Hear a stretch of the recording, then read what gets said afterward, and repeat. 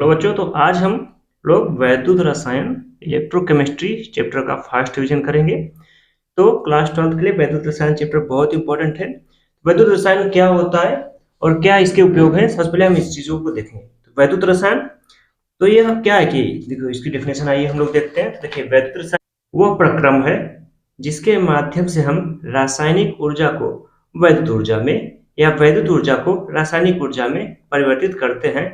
वैद्युत रसायन कहलाता है। मीन समझ पा रहे हैं कि इसमें हम क्या करते हैं कि रासायनिक ऊर्जा को वैद्युत ऊर्जा में, जैसे सेल से वैद्युत प्राप्त करते हैं, या वैद्युत ऊर्जा को रासायनिक ऊर्जा में, जैसे कि हम सेल को चार्ज करते हैं। इस प्रक्रिया को हम वैद्युत रसायन कहते हैं। इसमें सबसे प्रमुख चीज क्या आता है? वैद्युत रासायनिक सेल।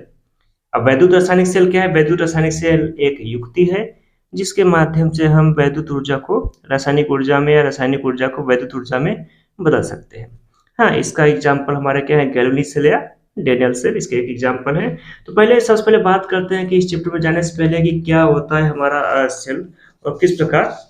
हम पहले बात करते हैं कि आखिर ऑक्सीकरण और अपचयन क्या होता है। यहाँ पे आपको प्रमुख आवश्यकता है कि आपको ऑक्सीकरण और अपचयन का भरपूर ज्ञान हो। तो सबसे पहले हम बात करते हैं कि आखिर ऑक्सीकरण क्या है। आइए देखते हैं। तो ऑक्सीकरण पहले आपको समझाते हैं। ऑक्सीकरण, जब कोई तत्व हमारा क्या करता है, इलेक्ट्रॉन को त्यागता है, तो उस प्रक्रिया को ऑक्सीकरण कहते हैं। जैसे कि अगर मान लीजिए हमारा Fe है, फेरस लोहा। Fe हमारा एक इलेक्ट्रॉन को त्यागे, Fe से क्या बनाए? Fe2 धनायन। तो यहाँ पे दो इलेक्ट्रॉन त्याग रहा है। देखिए, दो इलेक्ट्रॉन Fe से अलग हो रहे हैं। इस प्रक्रिया को ही क्या कहा जाएगा? ऑक्सीकरण कहा जाएगा। और इस प्रक्रिया में उत्पन्न विभव को ऑक्सीकरण विभव कहेंगे। हाँ, यह प्रक्रिया ऐसे भी हो सकती है। अगर Fe2 धनायन है, सेम रिएक्शन हो रही है और Fe2 धनायन से Fe3 धनायन बन रहा है, एक इलेक्ट्रॉन निकल रहा है। तो यह दोनों ही रिएक्शन हमारी ऑक्सीकरण अभिक्रियाएं हैं। दोनों में ही ऑक्सीकरण हो रहा है। किसका ऑक्सीकरण हो रहा है? Fe का। दूसरा होता है अपचयन। अपचयन अर्थात इलेक्ट्रॉन ग्रहण करने की प्रक्रिया। तो जब बात करते हैं वैद्युत रसायन की, तो वैद्युत रसायन अभिक्रिया के दौरान यहाँ पे दोनों अभिक्रियाएं ऑक्सीकरण और अपचयन साथ साथ होती हैं। देखिए, अपचयन क्या हो रहा है? अपचयन की बात करें, जैसे कि हमारा क्या है, यहाँ पे क्या है?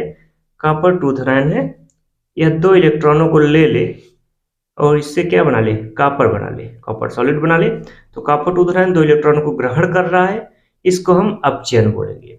तो वह तत्व जो इलेक्ट्रॉन को ग्रहण करते हैं उनका अपचयन होता है, और जो इलेक्ट्रॉन को त्यागते हैं ऑक्सीकरण। हाँ, एक शब्द और आता है ऑक्सीकारक। जब ऑक्सीकारक कहा जाए तो जो अपचयन जिसका होता है यह ऑक्सीकारक है, और जिसका ऑक्सीकरण होता है वह अपचायक होता है। जब अपचायक बोला जाता है तो ऑक्सीकरण का उल्टा हो जाता है, और ऑक्सीकारक बोला जाता है तो अपचयन हो जाता है। यह भी ध्यान रखना है। ये तो हो गया हमारा ऑक्सीकरण और अपचयन। अब ये दोनों अभिक्रियाएं जब साथ साथ होती हैं तो वही हमारा बन जाता है सेल अभिक्रिया। अब कोई भी जब एक सेल होगा तो सेल में हमारे दो चीज पहलू होते हैं। एक होता है एनोड, दूसरा होता है कैथोड। तो सामान्य चीज हम ये जानते हैं कि एनोड हमारा क्या होता है? प्लस होता है, कैथोड हमारा माइनस होता है। लेकिन यहाँ पर जब हम सेल विभव की बात करते हैं तो यहाँ पे रिएक्शंस हमारी विपरीत होती हैं। एनोड हमारा माइनस की भांति व्यवहार करता है और कैथोड हमारा प्लस की भांति व्यवहार करता है, क्योंकि हम सेल के आंतरिक विभव की बात करते हैं इस चैप्टर में। तो सबसे पहले बात करते हैं कि सेल में जो प्रमुख शब्दावलियां हैं वो कौन कौन सी हैं, तो उनको देखते हैं हम लोग फर्स्ट डिवीजन में। तो प्रमुख शब्दावलियां की अगर हम बात करें तो सबसे पहले फिर आता है हमारा अर्ध सेल। क्या आता है? अर्ध सेल। अब एक सेल होगी, उसमें दोनों अभिक्रियाएं होंगी। एक अभिक्रिया हमारी एनोड की होगी, एक अभिक्रिया कैथोड की होगी। ठीक है, एनोड पर हमारा ऑक्सीकरण होता है और कैथोड पे हमारा अपचयन होता है। तो बात करते हैं अर्ध सेल। तो रासायनिक सेल में प्रयुक्त दोनों स्पीसीज मतलब एक जिसका अपचयन हो रहा है और एक जिसका ऑक्सीकरण हो रहा है, जिनमें एक का ऑक्सीकरण और एक का अपचयन होता है। इन अलग अलग अभिक्रियाओं को ही क्या कहते हैं? अर्ध सेल। जैसे डेनियल सेल की बात करें तो वहां पे कॉपर होता है और जिंक होता है, जहां पे एनोड पर हमारा क्या होता है? ऑक्सीकरण होता है जिंक का, और कैथोड पर कॉपर का क्या होता है? अपचयन होता है। तो इन दोनों अभिक्रियाओं को ही हम क्या कहते हैं? अर्ध सेल कहते हैं। अब देखिए, अर्ध सेल हुआ तो अर्ध सेल के प्रत्येक अर्ध सेल का एक निश्चित विभव होगा। उस विभव को ही क्या कहा जाता है? इलेक्ट्रोड विभव। वहां पे दो इलेक्ट्रोड है, एक एनोड है कैथोड, तो उनके इलेक्ट्रोड को इलेक्ट्रोड विभव कहते हैं। ये क्या है हमारा? तो वैद्युत अपघट्य और स्पीशीज के मध्य उत्पन्न विभवांतर को इलेक्ट्रोड विभव कहते हैं। वैद्युत अपघट्य मतलब कि जो इलेक्ट्रोलाइट है, और स्पीशीज जो हमने उसमें एनोड या कैथोड जो स्पीशीज लगाया है उसके मध्य एक विभवांतर उत्पन्न होगा, उस विभवांतर को ही क्या कहा जाता है? इलेक्ट्रोड विभव। ध्यान दीजिएगा, इलेक्ट्रोड विभव और मानक इलेक्ट्रोड विभव में अंतर है, ठीक है, जो अर्धशैलों को जोड़ने पर प्राप्त होता है। ये कैसे प्राप्त होता है? जब दोनों अर्धशैलों को जोड़ते हैं उससे हमें इलेक्ट्रोड विभव प्राप्त होता है। फिर नेक्स्ट शब्दावली आती है हमारी मानक शेल विभव। ध्यान दीजिए, जब मानक कहा जाता है तो इलेक्ट्रिक स्टैंडर्ड शेल विभव की बात कर रहा है। मानक शेल विभव को हम ई नॉट से दर्शाते हैं, ठीक है, ई स्टैंडर्ड या ई नॉट। तो मानक शेल विभव क्या? किसी एक इलेक्ट्रोड का विभव नहीं मापा जा सकता, राइट। जैसे अगर हम एक सेल की बात करें तो एक सेल में एक तरफ क्या होगा? पॉजिटिव होगा, एक तरफ नेगेटिव होगा। भाई हम सिर्फ प्लस का विभव नहीं नाप सकते, जब दोनों को जोड़ा जाएगा तभी तो हमें सेल विभव प्राप्त होगा। लेकिन अब सभी स्पीशीज का मानक सेल विभव तो हमें निकालना है, तो उसके लिए हम क्या करते हैं कि किसी एक इलेक्ट्रोड का विभव नहीं मापा जा सकता, जिसके लिए एक स्पीशीज को स्वेच्छा से शून्य माना जाता है, जो वर्तमान में हाइड्रोजन इलेक्ट्रोड है। तो यहाँ पे हमने क्या किया कि एक को हमने शून्य मान लिया। अब हाइड्रोजन के साथ जो भी इलेक्ट्रोड लगाया जाएगा 1 मोल सांद्रता पर, कितनी सांद्रता पर? 1 मोल सांद्रता पे, वो उसका मानक इलेक्ट्रोड विभव हो जाएगा। जैसे कि बात करूं कि मुझे जिंक का या जिंक 2 धनायन से जिंक 2 धनायन 2 इलेक्ट्रॉन, इसका मानक इलेक्ट्रोड विभव निकालना है। तो जिंक इलेक्ट्रोड के साथ हाइड्रोजन इलेक्ट्रोड को लगाया जाएगा। हाइड्रोजन का मानक विभव हमने शून्य माना है। अब जो अंतर प्राप्त होगा उस अंतर को ही जिंक का मानक इलेक्ट्रोड विभव कहा जाएगा, या उसे हम मानक अपचयन विभव भी कहते हैं, ठीक है। याद रखें, यहाँ पे मानक हाइड्रोजन इलेक्ट्रोड विभव का मान क्या होता है? शून्य। इसको HHE भी कहा जाता है, सी स्टैंडर्ड हाइड्रोजन इलेक्ट्रोड, ठीक है।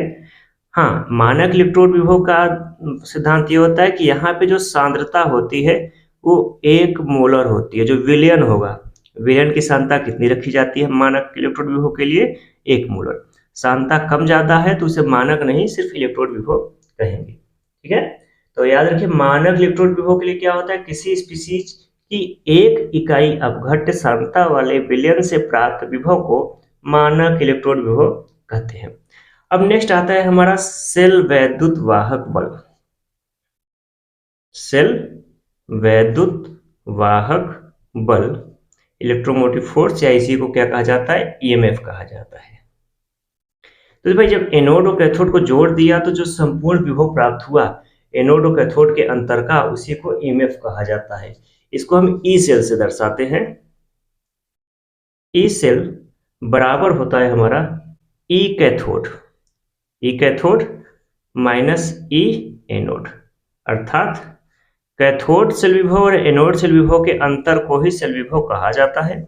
हाँ, यहाँ पे ई कैथोड को हम ई दायां और ई बायां भी लिखते हैं, क्योंकि जब कागज के तल की बात की जाए तो जो सेल दर्शाए जाते हैं, सेल में ये हमारा राइट पोर्शन होता है, ये हमारा लेफ्ट पोर्शन होता है बायां हाथ, और ये हमारा राइट पोर्शन होता है दायां हाथ। तो राइट में हम हमेशा किसको लगाते हैं सेल में? कैथोड को, और बाएं पे किसको लगाते हैं? एनोड को।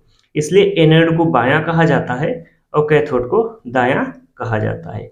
जैसे अगर हम डेनियल सेल की बात करें तो डेनियल सेल में जो दायां होता है वो कॉपर इलेक्ट्रोड होता है, और बायां जो होता है वो हमारा जिंक इलेक्ट्रोड होता है। यहाँ पे जिंक का क्या होता है? ऑक्सीकरण होता है, जिंक का ऑक्सीकरण होता है, और कॉपर का क्या होता है? अपचयन होता है। तो ये देखिए, तो ये इनके भी, जैसे अगर हम बात करें डेनियल सेल के विभव को लिखे तो देखिए थोड़ा सा इसको हम समझाते हैं। तो डेनियल सेल को कैसे लिखा जाता है तो पहले समझते हैं क्या है। ये हमारा एक डेनियल सेल का प्रारूपिक मॉडल बना रहे हैं हम लोग बहुत फास्ट रूप से। तो ये हमारा यहाँ पे क्या है? हमारा ये जिंक की छड़ है। किसकी छड़ है? जिंक की छड़। और इस तरफ हमने लगा दी कॉपर की छड़। ये क्या लगा दी हमने? कॉपर की छड़ लगा दी, ठीक है ना। अब यहाँ पे बीच में एक पार्टीशन है। अब ये जिंक की छड़, ये हमारा क्या हो बन जाएगा? एनोड बन जाएगा, और कॉपर की छड़ हमारा क्या बन जाएगा? कैथोड। जिंक के साथ यहाँ पे जिंक सल्फेट का विलयन रहेगा, और कॉपर के साथ कॉपर सल्फेट का विलयन रहेगा। होगा क्या जिंक से पर जो अर्धशैल अपक्रिया होगी उसे हम एनोड अपक्रिया कहेंगे। क्या कहेंगे? एनोड अपक्रिया कहेंगे जिंक की छड़ पे। एनोड अपक्रिया में हमारा होगा क्या?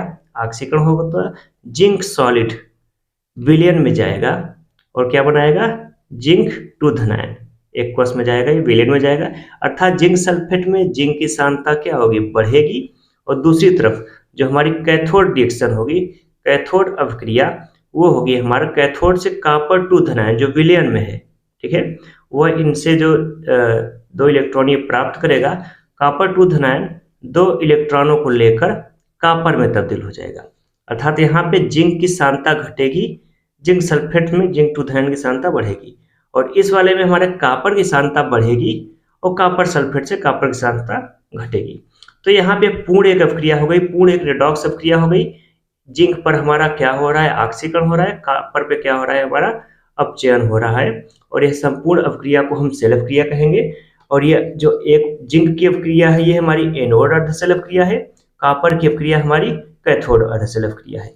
इनको पूर्ण रूप से लिखा जाएगा तो इसका सेल विभव क्या हो जाएगा? ई सेल बराबर ई कॉपर 2 धनायन से कॉपर माइनस ई जिंक 2 धनायन से जिंक, ये हमारा इसका सेल विभव हो जाएगा।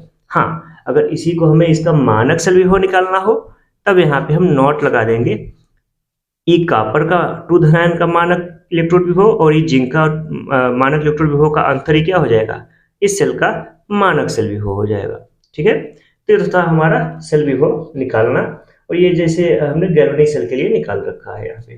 ठीक है, अब बात करते हैं कि मानक इलेक्ट्रोड क्या होता है, इसको देख लेते हैं थोड़ा सा। देखिए,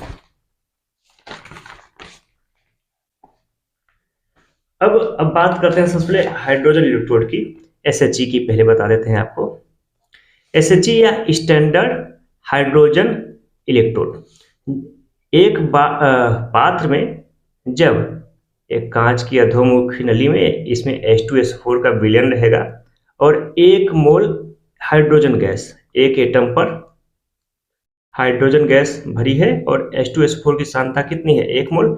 अब हाइड्रोजन में वैद्युत धारा प्रवाहित करने के लिए इसमें बारीक पतला सा प्लेटिनम की तार लगाई जाती है, क्योंकि प्लेटिनम एक उदासीन होता है। प्लेटिनम की तार लगाई गई और एक ATP पर हाइड्रोजन गैस भरी गई। इस इलेक्ट्रोड को ही मानक इलेक्ट्रोड माना गया है। क्या माना गया है? मानक इलेक्ट्रोड। और इसका विभव क्या माना गया है?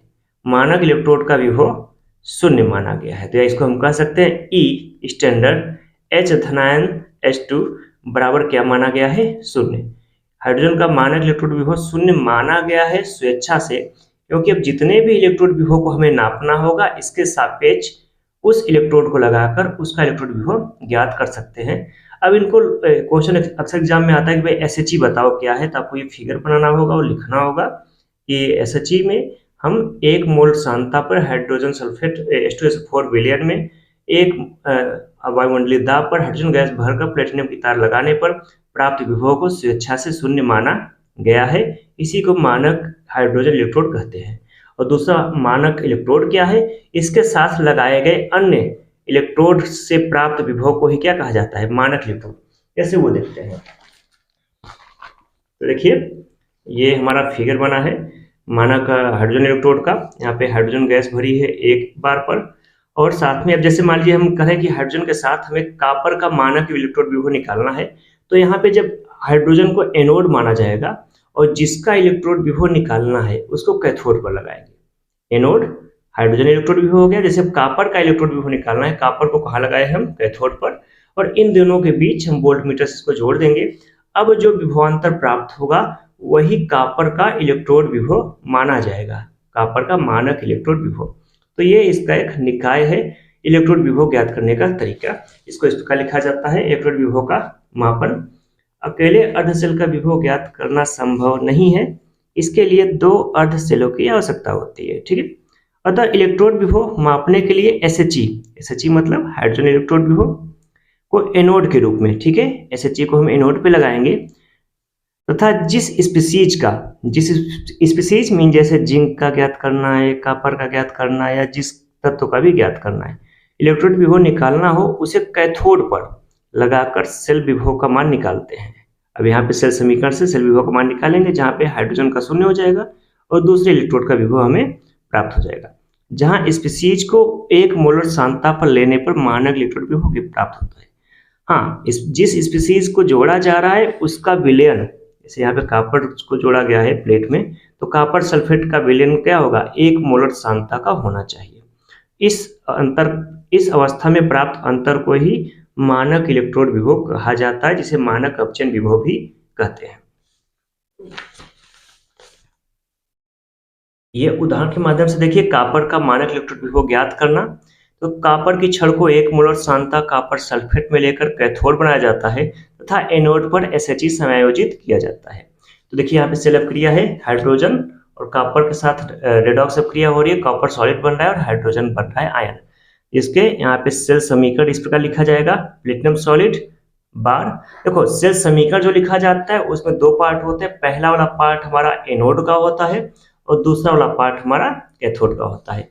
एनोड की प्रारंभिक सांद्रता से अंतिम सांद्रता, कैथोड की प्रारंभिक सांद्रता से अंतिम सांद्रता। जैसे एनोड में हाइड्रोजन गैस भरी थी हमने एक बार, जब सेल अपक्रिया होगी तो धनायन बनेगा एनोड में। दूसरी तरफ कॉपर धनायन था विलयन में, सेल अपक्रिया के बाद कॉपर धनायन से कॉपर बनेगा। इस चीज को ही हम सेल अपक्रिया कहते हैं। जैसे मैं निर्दिष्ट सेल अपक्रिया आपको भी इसके बाद लिख के दिखाता हूँ, पहले इसको देख लेते हैं। अतः प्राप्त मानक विभव क्या हो जाएगा, ई मानक सेल बराबर ई मानक कॉपर 2 धनायन कॉपर माइनस ई मानक H धनायन H2, जहाँ पे ई H धनायन स्वेच्छा से क्या माना जाता है, 0 माना जाता है। तो ई सेल कितना प्राप्त हो गया, हमारा 0.34 वोल्ट प्राप्त हो गया। यही इसका क्या हो गया, पाठ्यांक हो गया। अर्थात 0.3 वोल्ट ही मानक अपचयन विभव है कॉपर का। ठीक है। अच्छा, अब हम डेनियल सेल का मानक अपचयन विभव का समीकरण कैसे लिखेंगे मैं वो आपको दिखा रहा हूँ। जब हम बात करते हैं डेनियल सेल या निर्दिष्ट सेल की, तो पहले तो सेल अपक्रिया लिखते हैं दोनों हम लिखते हैं अर्ध सेल अपक्रिया। ये हमने अभी डेनियल सेल बताया, तो उसी का अर्ध सेल अपक्रिया। पहले क्या लिखा जाएगा, अर्ध सेल अपक्रिया। तो अर्ध सेल अपक्रिया हमारी पहले एनोड, तो एनोड पे कौन सी अर्ध सेल अपक्रिया हो रही है डेनियल सेल में, जो हमारा जिंक सॉलिड है।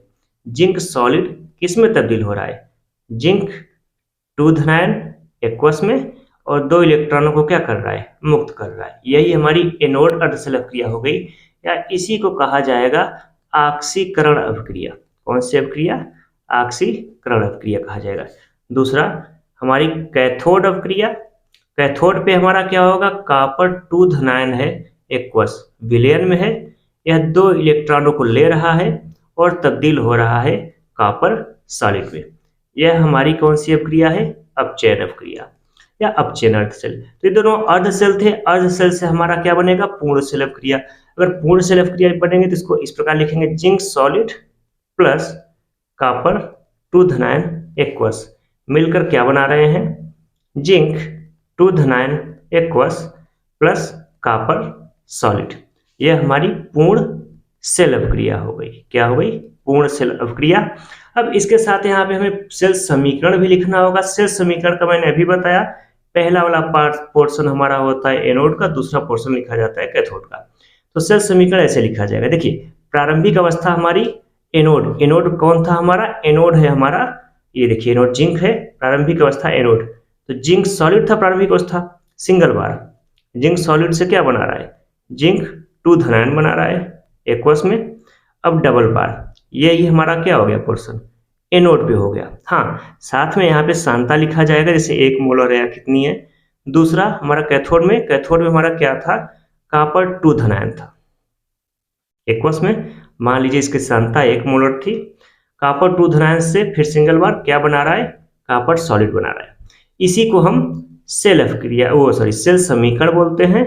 और यह तीनों हमारी क्या थी, सेल अपक्रिया, अर्ध सेल अपक्रिया, पूर्ण सेल अपक्रिया, और यह चीज कहा जाता है हमारा सेल समीकरण। ठीक है, तो यहां से आपको सेल अपक्रिया और सेल समीकरण लिखना आना चाहिए। अब सेल समीकरण के उपयोग से ही निर्दिष्ट समीकरण बनता है। ठीक है, अब आइए देखते हैं आखिर निर्दिष्ट समीकरण क्या है। तो देखते हैं निर्दिष्ट समीकरण। देखिए समांतर सेल समीकरण से या सेल विभव से हम तभी विभव ज्ञात कर सकते हैं जब सांद्रता 1 मोलर हो, परंतु सेल के साथ सांद्रता घटने पर विभव में भी अंतर आता है। तो विभिन्न सांद्रताओं में हम विभव को कैसे ज्ञात करें, उसके लिए वैज्ञानिक निर्दिष्ट ने एक समीकरण दिया। इसे निर्दिष्ट समीकरण या नष्ट समीकरण के नाम से जाना जाता है। तो इसमें क्या, इलेक्ट्रोड विभव के मान में सांद्रता के साथ परिवर्तन होता है। ठीक है, इस परिवर्तन के सापेक्ष विभव को ज्ञात करने के लिए निर्णय ने एक संबंध दिया जिसे निर्णय समीकरण कहते हैं। मतलब कह रहा है कि भाई जब जैसे जैसे सांद्रता परिवर्तित होगी, हमने क्या देखा, एनोड पर हमारा क्या हो रहा था, एनोड पर कॉपर की सांद्रता एनोड पर हमारी जिंक की सांद्रता क्या हो रही थी, घट रही थी, जबकि कैथोड पर कॉपर की सांद्रता बढ़ रही थी। लेकिन जब सांद्रता में परिवर्तन होगा तो विभव में भी परिवर्तन होगा। तो निर्णय ने ऐसा कहा, यदि किसी स्पीसीज एम, अगर कोई हम एम तत्व लें, अर्धशैल अवक्रिया एम एन धनायन से एन इलेक्ट्रॉन त्यागता है और एम बनता है। ये हमारा निर्णय शेल अवक्रिया का एक हिस्सा है। आगे देखते हैं, तो क्या हो जाएगा, E M N plus M, अर्थात एम स्पीसीज के लिए जो निर्णय समीकरण होगा, ई मानक एम एन धनायन, एन मतलब कि एन इलेक्ट्रॉन अगर अवक्रिया में भाग ले रहे हैं, और एम का मानक स्टैंडर्ड इलेक्ट्रोड विभव यह है, माइनस आर, आर गैस स्थिरांक है, टी परम ताप है, एन अवक्रिया में भाग लेने वाले इलेक्ट्रॉनों की संख्या, और एफ का मान है 96500 या फैराडे स्थिरांक है। एलन मतलब नेचुरल लॉग है, इसे 2.303 लॉग में लिखा जाता है। M solid upon M N धनायन, एम सॉलिड सामान्य प्रारंभिक अवस्था बटे अंतिम अवस्था। अगर यहाँ पे प्रारंभिक अवस्था आयन की होगी तो आयन ऊपर चला जाएगा, नीचे अंतिम आयन आ जाएगा, यह भी ध्यान रखना है। जहाँ एल को नेचुरल लॉग कहा जाता है, एल बराबर होता है 2.303 लॉग एक्स के। इन सब वैल्यू को रखने पर हमें प्राप्त होता है ई एम एन धनायन, ये फॉर्मूला प्राप्त होता है निर्णय समीकरण से, ई मानक शेल विभव माइनस 0.059 अपान एन इंटू लॉग 1 अपान एम धनायन। ये अर्ध शेल अवक्रिया के निर्णय समीकरण है, जहाँ पे जब हम पूर्ण शेल अवक्रिया करते हैं तो पूर्ण शेल अवक्रिया से जो निर्णय समीकरण बनता है वो हमारा कुछ इस प्रकार बनता है। अब दोनों एनोड और कैथोड अवक्रियाओं को जोड़ देने पर जो निर्णय समीकरण मिलता है, देखिए ये हमारे जैसे मान लीजिए कैथोड का निर्णय इलेक्ट्रोड समीकरण और एनोड का निर्णय इलेक्ट्रोड समीकरण, दोनों को अगर हम जोड़ देंगे, ई कैथोड माइनस ई एनोड यहाँ पे मान रख देंगे सेल अवक्रिया में, तो हमें प्राप्त होता है ई सेल बराबर ई माइनस सेल, अर्थात ई मानक सेल माइनस 0.0591 अपान एन, एन क्या है, अवक्रिया में भाग लेने वाले इलेक्ट्रॉनों की संख्या, लॉग एनोड सांद्रता, एनोड सांद्रता जो एनोड की सांद्रता है अपान कैथोड की सांद्रता, पावर एक्स वाई, एनोड के गुणांक कैथोड के गुणांक। हाँ, एक चीज ध्यान रखें, अगर एनोड की प्रारंभिक सांद्रता ठोस अवस्था न होकर विलयन में होगी तब ये एनोड की सांद्रता नीचे चला जाएगा, और सेम अगर हमारा कैथोड की प्रारंभिक सांद्रता न होकर ठोस होगी तो ये ऊपर चला जाएगा। तो इसको भी ध्यान रखना है कि एनोड की प्रारंभिक सांद्रता अगर ठोस है तब एनोड ऊपर रहेगा, अगर प्रारंभिक सांद्रता विलयन है तो एनोड भी कहाँ चला जाएगा, नीचे चला जाएगा। इस रिएक्शन को ही निर्णय समीकरण कहा जाता है। इसको निकालने में कोई दिक्कत नहीं होनी चाहिए। मानक शेल विभव का मान आपको एग्जाम में दिया रहता है, एन अवक्रिया में भाग लेने वाले इलेक्ट्रॉनों की संख्या है जो कि शेल समीकरण से प्राप्त होता है, लॉग का मान भी आपको एग्जाम में दिया रहेगा। आपको इनकी वैल्यू को याद करने की कोई विशेष आवश्यकता नहीं है, आपको इनको पेपर में इनकी वैल्यू दी रहती है। नेक्स्ट चीज हमारा आता है निर्णय समीकरण से साम्य स्थिरांक। साम्य स्थिरांक मतलब वह अवस्था जब विभव का मान क्या हो जाता है, शून्य हो जाता है और सांद्रता में कोई परिवर्तन नहीं होता है। तो जैसे से अवक्रिया आगे बढ़ती, मीन जैसे से हम वोल्टता लेते रहेंगे सेल से, एनोड की सांद्रता बढ़ती जाएगी, कैथोड की सांद्रता घटती जाएगी, और एक स्थिति ऐसी आएगी जिन पर आयनों का स्थानांतरण रुक जाएगा और सांद्रता क्या हो जाएगी, स्थिर हो जाएगी। मतलब कि जो से प्राप्त शेल विभव उसका मान क्या हो जाता है, शून्य हो जाता है। तो इस अवस्था में प्राप्त सांद्रता को ही निर्णय साम्य कहा जाता है। तो यहाँ पे ई मानक सेल का मान क्या हो जाता है, ई सेल का मान 0 हो जाता है। तो यहाँ से ये समीकरण हमारा बन जाता है ई सेल बराबर 2.303 RT अपन NF इंटू लॉग एनोड अपन कैथोड। ये निर्णय साम्य है, अर्थात जब निर्णय साम्य अवस्था में होता है तो ई मानक सेल विभव को इस प्रकार से हम निकाल सकते हैं। अब ये जो लॉग एनोड अपन कैथोड है, सांद्रताओं का अनुपात साम्य में, इसी को कहा जाता है केसी या साम्य स्थिरांक। तो इसको लिखा जाता है लॉग केसी। ये देखते हैं, तो ई सेल बराबर 0.0599 अपन इंटू लॉग केसी, जहां केसी ही साम्य स्थिरांक है। ठीक है, तो ये है निर्णय साम्य समीकरण। नेक्स्ट आता है हमारा वैद्युत रासायनिक सेल की गिब्स ऊर्जा। गिब्स ऊर्जा डेल्टा जी से लिखी जाती है। ये minus N F E cell, E cell मतलब मानक सेल विभव, ये अगर हम मानक गिब्स ऊर्जा करेंगे तो माइनस एन एफ ई मानक सेल विभव हो जाता है। तो ई सेल सेल विभव और ई मानक सेल विभव अगर मानक गिब्स ऊर्जा कह रहा है, तो सेल अवक्रिया में प्रति सेकंड गिब्स ऊर्जा होती क्या है, प्रति सेकंड किए गए कार्य के मान की कुल प्रवाहित आवेश, भाई एक सेकंड में कितने कुल आवेश प्रवाहित हो रहे हैं उनकी दर क्या है, उसी को गिब्स ऊर्जा कहा जाता है। यह फैराडे स्थिरांक है। ई सेल हमारा सेल विभव है। n अपक्रिया में भाग लेने वाले इलेक्ट्रॉनों की संख्या है। डेल्टा जी बराबर minus N F E cell, इसी को कहा जाता है गिब्स ऊर्जा। नेक्स्ट आता है हमारा वैद्युत अपघटनी विलयनों में चालकत्व। तो ध्यान दीजिए, यहाँ पे एक मिलती जुलती शब्दावली के कई हेडिंग्स है, तो ध्यान रखिएगा। चालकत्व तो जब कहा जाता है तो चालकत्व को हम जी से दर्शाते हैं। हम एनसीईआरटी के सिंबलों की बात कर रहे हैं। किसी वैद्युत अपघटनी विलयन में धारा प्रवाहित करने की क्षमता, भाई कितनी धारा प्रवाहित हो रही है, को चालकत्व कहते हैं। इसे जी से प्रदर्शित करते हैं। इसका मात्रक ओम इनवर्स, मात्रक क्या होता है हमारा ओम इनवर्स या सीमेंस या मो होता है। ओम इनवर्स सीमेंस या मो होता है। तो जी बराबर क्या होता है 1/r। जी चालकत्व है, या प्रतिरोध का व्युत्क्रम ही हमारा क्या है चालकत्व है। नाउ नेक्स्ट आता है हमारा विशिष्ट चालकत्व। विशिष्ट चालकत्व या इसे चालकता कहा जाता है, और ये चालकत्व है, ये ध्यान रखना है। तो चालकता को हम कापा से डिनोट करते हैं। चालकता को किससे डिनोट करते हैं? कापा से। तो चालकता का विशिष्ट प्रतिरोध रो होता है ना, विशिष्ट प्रतिरोध, रो का मात्रक होता है ओम मीटर। ठीक है, तो विशिष्ट चालकत्व या चालकता का मात्रक क्या होता है? के बराबर 1/रो या सीमेंस मीटर इनवर्स या ओम इनवर्स मीटर इनवर्स। इनके मात्रक और फॉर्मूले जरूर याद रखें, इनसे छोटे न्यूमेरिकल्स आते हैं जो कि फार्मूला आधारित होते हैं। नेक्स्ट होता है हमारा सेल स्थिरांक या जीएस्ट्रिक। ये भी फार्मूला बेस्ड है कि प्रति इकांक लंबाई में प्रवाहित कुल जो आवेश होते हैं, तो विलयन के इलेक्ट्रोडों के बीच की दूरी एल, दो इलेक्ट्रोड है जो हमने इलेक्ट्रोड लगाए उनके बीच की दूरी एल, ठीक है, तथा अनुप्रस्थ काट का क्षेत्रफल और इलेक्ट्रोड का जो कुल क्षेत्रफल है ए, ठीक है, एल और ए में जो अनुपात है L/A, इन अनुपात को ही क्या कहा जाता है? इनको सेल स्थिरांक कहा जाता है। जी एस्ट्रिक बराबर L/A। हाँ, दूसरा जी एस्ट्रिक बराबर R इंटू के। R क्या है? प्रतिरोध इंटू कापा के, R इंटू के गुणनफल को ही भी सेल स्थिरांक कहते हैं। तो ये दो फार्मूले प्रमुख रूप से सेल स्थिरांक के हैं। नाउ नेक्स्ट हमारा शब्द आता है यहाँ पे मोलर चालकता। ध्यान दीजिए, मोलर चालकता अर्थात एक मोलर विलयन की चालकता। ध्यान दीजिए, यहाँ पे मोलर चालकता, सीमांत मोलर चालकता और अनंत अनुता तीन संबंध है। तो मोलर चालकता तो समान ताप पर एक समान सांद्रता वाले विलयन में एक मोल आयन संचलन, ये बात करें भाई, एक मोल आयन संचलन के लिए आवश्यक चालकता को मोलर चालकता कहते हैं। तो एक मोलर सांद्रता का ट्रांसफर के लिए जो आवश्यकता होगी उसे को एक मोलर चालकता कहा जाता है। इसे लेमडा एम, ध्यान दीजिए, लेमडा एम से प्रदर्शित करते हैं। इसका मात्रक siemens metre square mole inverse होता है। लेमडा एम बराबर K/C। के हमारा क्या है? कापा है। सी क्या है? सांद्रता है, या इसे हम मोलरता से समझ सकते हैं। ठीक है, के चालकता कापा और सी क्या है? सांद्रता या मोलरता समझ सकते हैं। ध्यान देखिए, सांद्रता घटाने पर चालकता बढ़ती है। सांद्रता घटाने पर चालकता बढ़ती है, तनुता बढ़ाने पर लेमडा एम बढ़ता है। मतलब कि मोलर चालकता, जितना विलयन तनु होगा मोलर चालकता उतनी बढ़ेगी, जबकि चालकता घटती है। चालकता क्या होती है? घटती है। याद रखना है हमारा। नाउ नेक्स्ट आता है सीमांत मोलर चालकता। सीमांत मतलब लेमडा नॉट एम, जब विलयन को हम बहुत ज्यादा तनु कर दें, अत्यधिक तनु कर दें। ठीक है, तो यदि हम विलयन की सांद्रता को लगभग शून्य कर दें, बहुत तनु विलयन है, इस चालकता को सीमांत मोलर चालकता कहते हैं। इसे लेमडा एम नॉट से प्रदर्शित करते हैं। नाउ नेक्स्ट आता है हमारा कोलराउस नियम। कोलराउस नियम या इसे अनंत अनुता का नियम भी कहा जाता है। कर भाई, जब कोई अनंत अनुता में विलयन होगा तो उनके कुल आयनों की सीमांत मोलर चालकता का योग अवयव के कुल चालकता के योग के क्या होगा? बराबर। जैसे मैं कहूँ भाई NaCl की सीमांत मोलर चालकता क्या होगी? तो NaCl की सीमांत मोलर चालकता क्या होगी?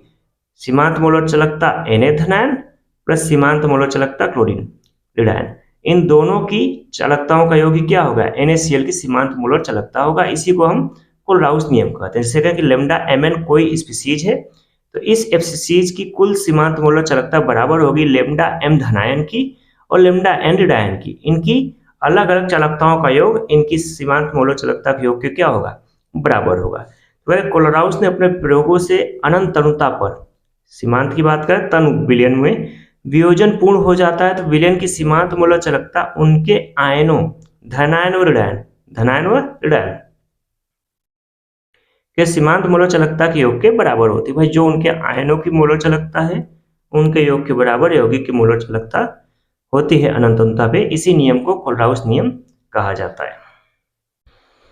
ये देख पा रहे हैं, जैसे लेमडा NaCl बराबर लेमडा Na धनायन प्लस लेमडा Cl ऋणायन। नेक्स्ट आता है वियोजन की मात्रा या अल्फा। वियोजन की मात्रा अल्फा एक विमाहीन राशि है, इसको याद रखिए, क्योंकि जब किसी रासायनिक सेल में के वैद्युत धारा प्रवाह के कारण वियोजित हुई स्पीसीज की मात्रा कि कितना स्पीसीज हमारा वियोजित हुआ, इसी को वियोजन की मात्रा कहा जाता है। इसे अल्फा से प्रदर्शित करते हैं। अल्फा बराबर होता है lambda M upon lambda naught M. Lambda M हमारा मोलर चालकता है, लैम्डा नॉट एम हमारा सीमांत मोलर चालकता है। तो लैम्डा एम और लैम्डा नॉट एम के अनुपात को ही क्या कहा जाता है, हमारा वियोजन की मात्रा अल्फा। नेक्स्ट आता है हमारा वियोजन स्थिरांक के ए। ध्यान दीजिए कापा के है और वियोजन स्थिरांक हमारा के ए है, ए छोटा रहता है। वियोजन की मात्रा के किसी विलयन के अगर सांता हमारी सी हो, कितनी मात्रा वियोजन हो, तो भाई तो के ए बराबर सी इंटू अल्फा स्क्वायर। अल्फा हमारा क्या था, वियोजन की मात्रा थी, और ये के हमारा वियोजन स्थिरांक है। तो वियोजन स्थिरांक के ए बराबर होता है सी इंटू अल्फा स्क्वायर पर 1 माइनस अल्फा। तो इनके फॉर्मूले को ही आप याद रखें, वही सबसे अच्छा है। फिर नेक्स्ट आता है फैराडे का नियम। हाँ, प्रमुख रूप से यहाँ पे फैराडे के 2 नियम है। तो फैराडे का 2 नियम, फैराडे ने अपने प्रयोगों से दर्शाया कि जितना भी कार्य होगा W प्रोपोर्शनल टू IT, धारा और समय के गुणनफल के बराबर होगा। जहां पे उन्होंने कहा कि इनके बीच एक नियतांक होता है Z, ठीक है, कि W प्रोपोर्शनल टू ZIT, ठीक है, जहां Z एक नियतांक है जिसे वैद्युत रासायनिक तुल्यांक कहते हैं। Z बराबर E अपान 96,500। 96,500 याद करिए फैराडे स्थिरांक है, और E क्या है, सेल का वैद्युत वाहक बल। जो नियतांक होगा निर्भर करेगा कि एक फैराडे आवेश को ट्रांसफर करने में कितना वैद्युत वाहक बल उत्पन्न हुआ। इनके अनुपात को ही क्या कहा जाता है, वैद्युत रासायनिक तुल्यांक। इसे जेड से प्रदर्शित करते हैं। यही हमारा फैराडे का प्रथम नियम है। और नेक्स्ट आता है फैराडे का द्वितीय नियम। फैराडे का द्वितीय नियम, जब 2 भिन्न विलयनों में वैद्युत धारा के समान मात्रा के 2 विलयन है, दोनों में समान मात्रा की वैद्युत धारा प्रवाहित करें, तो इलेक्ट्रोडों पर मुक्त इलेक्ट्रॉनों की संख्या, जितने इलेक्ट्रॉन प्रवाहित हो रहे हैं उनका तुल्यांकित द्रव्यमान के समान प्राप्त होता है। जैसे E बराबर F इंटू जेड। जेड ग्राम तुल्यांक वैद्युत रासायनिक तुल्यांक है, और F क्या है, फैराडे स्थिरांक है। तो सेल का वैद्युत वाहक बल E बराबर होगा F इंटू जेड के। ये सेकेंड रूल है इसका, जहाँ पे फैराडे स्थिरांक है 96,500, ठीक है।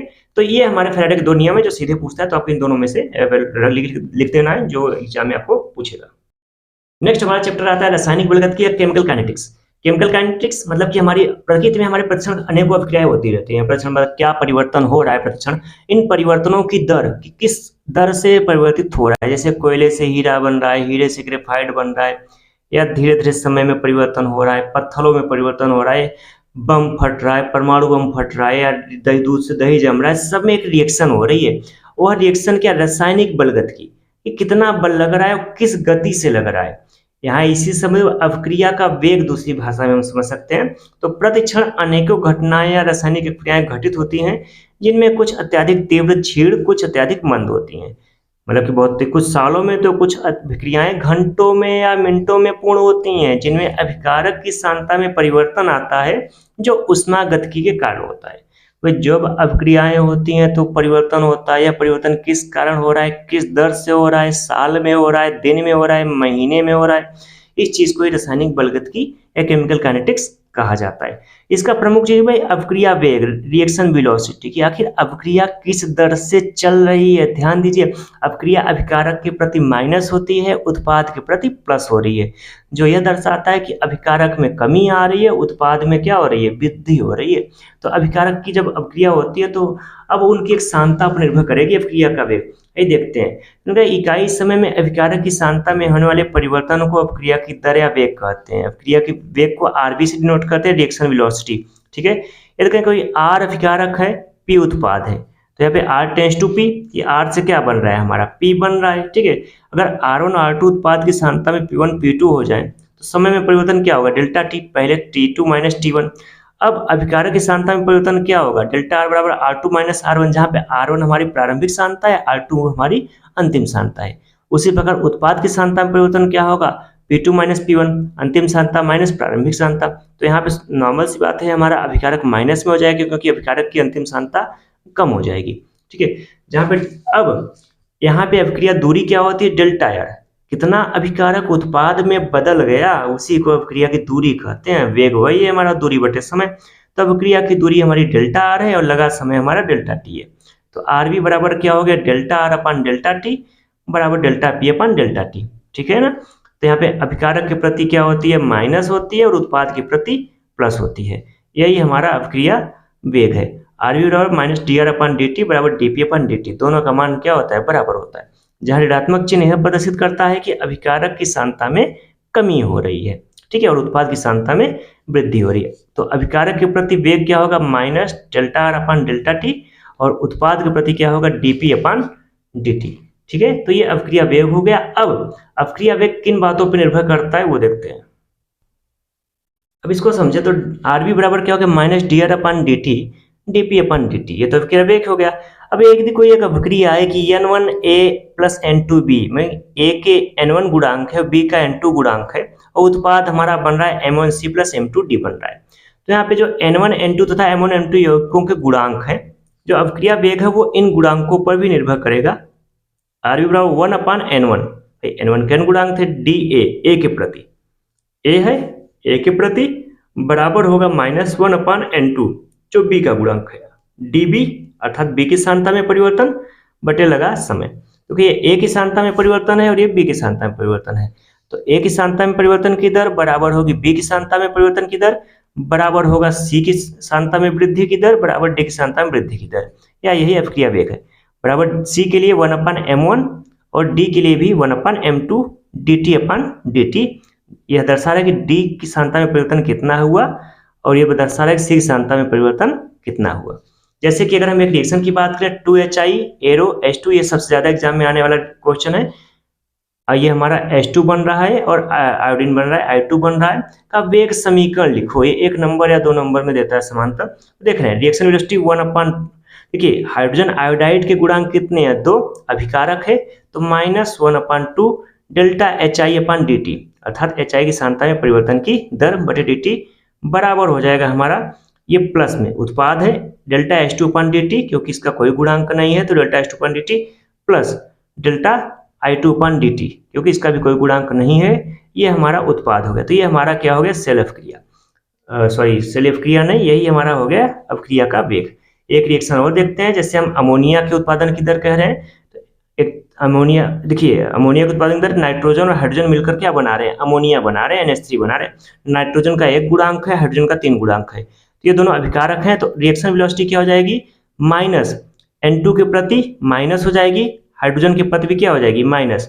n2 का गुणांक हमारा 1 है तो अपान में कुछ नहीं आया, हाइड्रोजन का गुणांक हमारा 3 है तो 1 अपान 3 हो गया, माइनस डेल्टा H2 अपान dt बराबर उत्पादन में क्या बन रहा है हमारा, अमोनिया बन रहा है तो 1 अपान 2, क्योंकि 2 गुणांक है, NH3 अपान dt।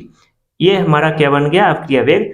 अब इसी को, अब इसके बाद आता है हमारा कि अवक्रिया का वेग नियम क्या है, आखिर सांद्रता पर किस बात पर निर्भर करता है, अवक्रिया का वेग किन बातों पर निर्भर करता है।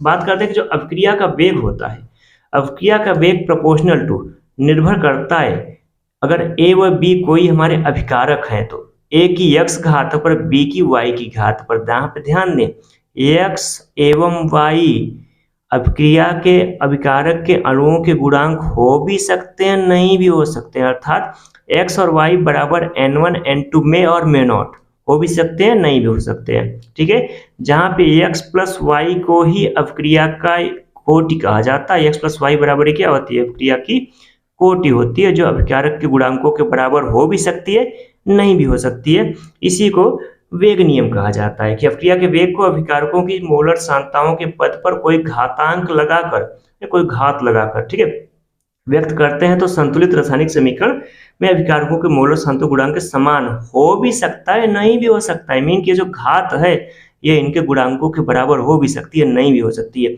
यह नियम दर्शाता है कि अभिक्रिया का वेग अभिकारकों की मोलर सांद्रताओं के किसी घात पर निर्भर करता है।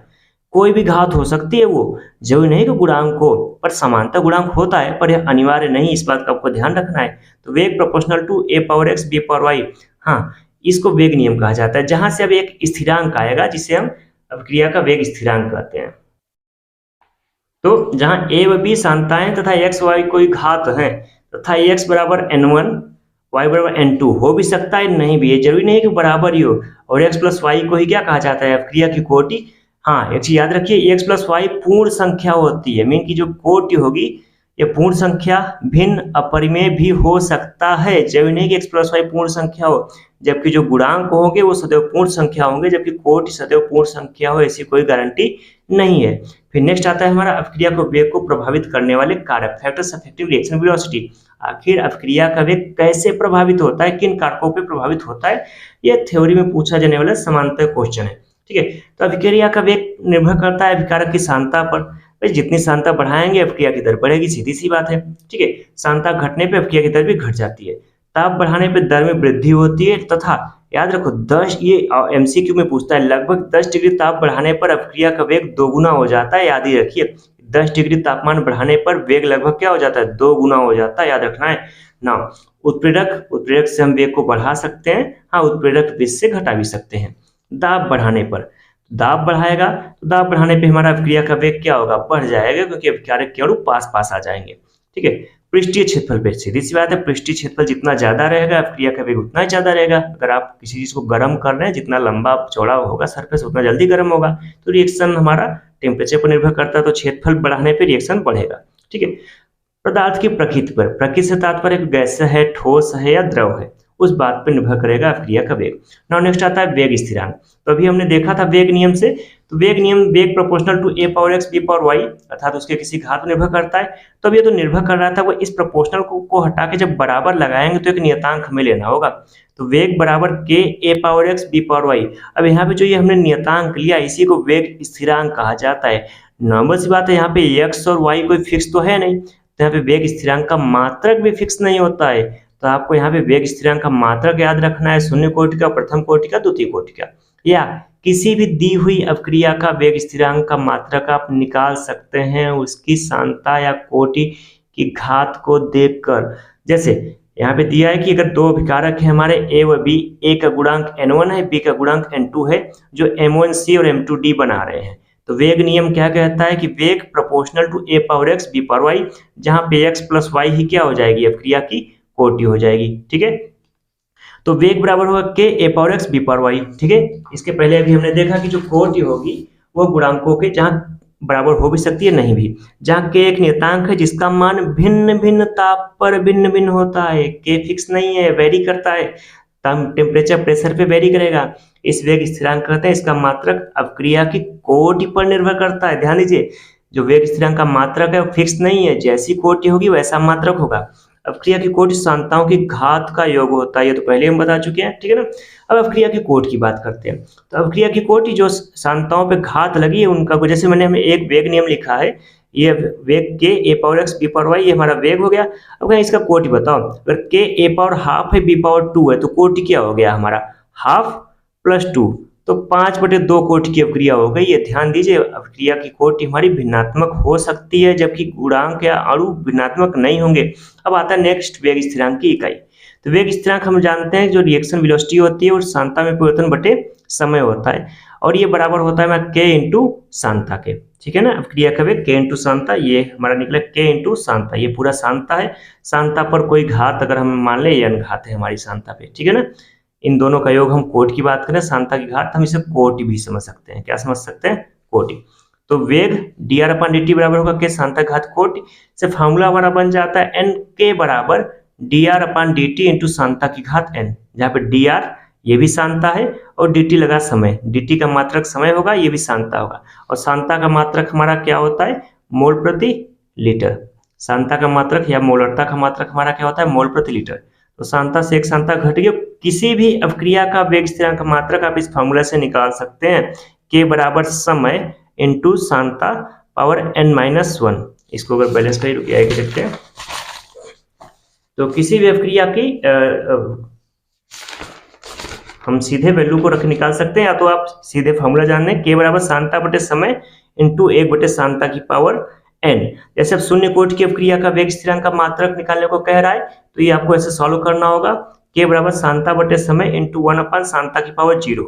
n जितनी जिस कोटि की अभिक्रिया की बात करेगा, पावर 0 था तो 1 हो गया।